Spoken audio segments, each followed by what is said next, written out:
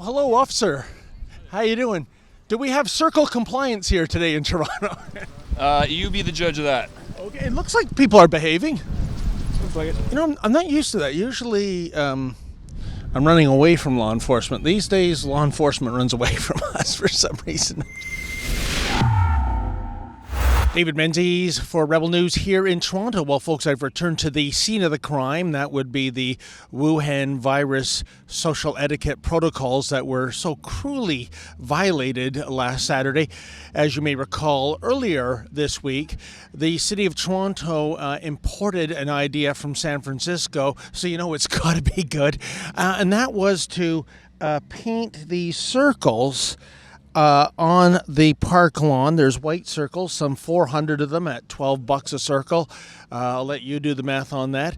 And just in case you don't get the message to stay within your circle, there is bylaw and law enforcement pedaling their bicycles around, ready to give violators $880 tickets and presumably educate them. You know, I really am high on education because we tried to get education with our first visit to the park a few days ago. Of course, it was raining then, and there was hardly any people in the park. And do you recall this little encounter with bylaw? So the circles are for 6 feet radius. You're supposed to be inside the 6 foot radius. Now, is it NFL rules or CFL rules for a fair catch? If I put 1 foot out, is that considered a violation, or do I have to keep both inside the circle? Well, I think you're supposed to be using some common sense, and I would really appreciate that not being so close to my face, please. Well, we're 6 feet away. I understand that, and you're holding it less than 6 feet away from your mouth, which can contaminate me.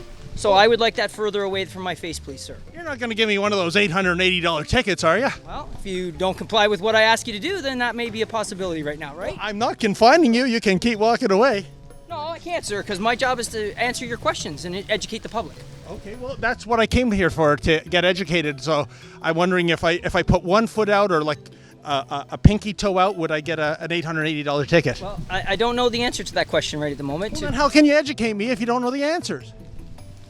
That's a very good question. Yeah, a good question indeed. Well, we're just going to see if people, the good citizens of Toronto, are indeed obeying the social distance rules, i.e., staying within their circles. Hey, ladies, have you had any interaction with bylaw? No, thank you. Oh, no, I'm not talking to you. I'm talking to the lovely lady here. Have you had any interaction with bylaw or law enforcement? Yeah, a little bit. Oh, yeah. What did they say? Did they give you the rules? Like, are you allowed to bring a picnic blanket into the circle? Or? Yeah, as long as you stay within your circle, you're fine. Okay, then. Have you seen any violators today, ma'am? No, everyone's been really good. Well, for the most part, I got to tell you, Torontonians are law-abiding citizens, rather. I almost called them circles. But they are staying in their circles for the most part. Uh-oh. Hang on a second. I see a woman outside of her circle. Are you allowed to be outside your circle? I don't want to talk, thanks. Okay, then. Oh, that's a real rebel there. She doesn't even want to talk, but she's outside of her circle. I wonder if bylaws are... Oh, speak of the devil. Here they are now. Let's go and on an intercept course and talk to them. Oh, hello, officer. How you doing? Do we have circle compliance here today in Toronto? You be the judge of that. Okay, it looks like people are behaving. You know, I'm not used to that. Usually, I'm running away from law enforcement. These days, law enforcement runs away from us for some reason. Just asking questions. So, what do you think of this bylaw? This idea of staying in circles. I like it. Sir, you've got 2 feet outside the circle. I don't know. I'm too big for the circle, man. I'm 6'4". It's they need bigger circles for bigger people. Well, you know what? Isn't that typical of the city of Toronto to be body shaming tall people like that, right? They didn't make the circles big enough. Is that a hockey stick? Yes, sir. But you know what? It looks like you're in violation of the law here. I am. But you're a tall guy. Yes, I am. Do you think the circles in Toronto have been discriminatory towards tall men like yourself? As a proud Dutch Canadian, I absolutely feel that they're imposing on my rights. I don't think I could fully sprawl out in the circle without being in violation of the law, and I fear for my life. There's police officers roaming all over the place, and they could choose to victimize me at any point. Well, know what? I'm going to bring it up to City Hall, sir. A big, tall Dutch Canadian like yourself being discriminated. I mean, this circle is fine for a little girly man like John Tory to fit in, but not a big strapping brute like yourself. Look, I appreciate that, and fortunately, I have a petite woman with me who's no longer here, so maybe I've been catfished. But it's good for her. But she's a Quebecer, so she's not that big. We always endorse the petite Quebec woman, that's for sure. Endorse petite Quebec women, absolutely. You didn't meet her at the Zanzibar or anything like that, did you? No. Fortunately, it was brass rail. Well, we actually just came from Ireland. Oh, did you? Yeah. Did they ever do something as ridiculous as this in Ireland, man? Fresh off the boat. We actually thought we were coming to New York, but we landed here. I can't tell you how shocked I am to encounter Irish people with a bag with the Liquor Control Board of Ontario logo on it. I mean, the idea of Irish and drinking liquor. I mean, that's... They're not opened, so don't worry. It's just soda pop in there, right, man? That's it. Just some water. But I mean, what was your reaction seeing these circles and being told that you can only remain in the circle? Did you think this was kind of preposterous, or did you think, well, it's a good idea? No, I mean, I think it's fair, especially like if you live local. Like, I think it's only fair after what happened last weekend. Okay, then. Yeah. There's only been one COVID death in Toronto of somebody under 40, right? Whereas 82% of the deaths are at long-term care homes. So the chances of you guys outside, you're young, you're healthy, I assume, getting this, I mean, it's almost next to zero.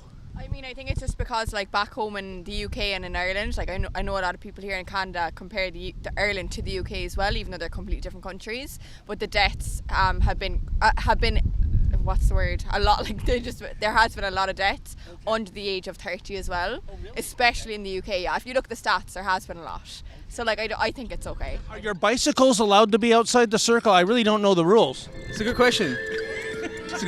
I hope it's fine. Hey, I mean, it's only the humans who are allowed to do the social distancing, right? I think, but the bikes are fine. What about yourself, ma'am? Do you think this is a good idea, or when you saw these circles, did you think, I don't know, an alien fleet of flying saucers landed in Toronto overnight? I think it's a good idea. Yeah. What's with the satanic circle behind you? Did any of you draw that, or no? Okay. Okay.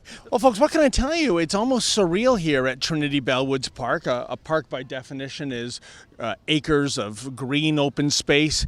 And to see all these regimented circles plunked down, and to see bylaw and law enforcement riding their bicycles around the park to make sure the citizens of Toronto comply, I mean, it brings back memories of how Mayor Tory walled off High Park so that Torontonians wouldn't congregate en masse and smell the cherry blossom trees. But what's even more stunning is that it's pretty much 100% compliance.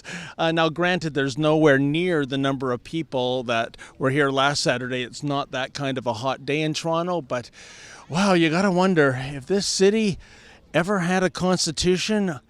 I think the opening line would be, "We the sheeple." For Rebel News, I'm David the Menzoid Menzies.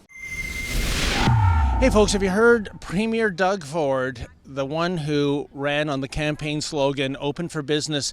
He's shut down a specific kind of business this summer. That would be the summer camps. We think that's wrong. We think it's disgraceful, actually. So please sign our petition, opensummercamp.com. That's opensummercamp.com. I'm aiming for 25,000 signatures, and when I get it, I'll deliver the petition to Premier Ford himself.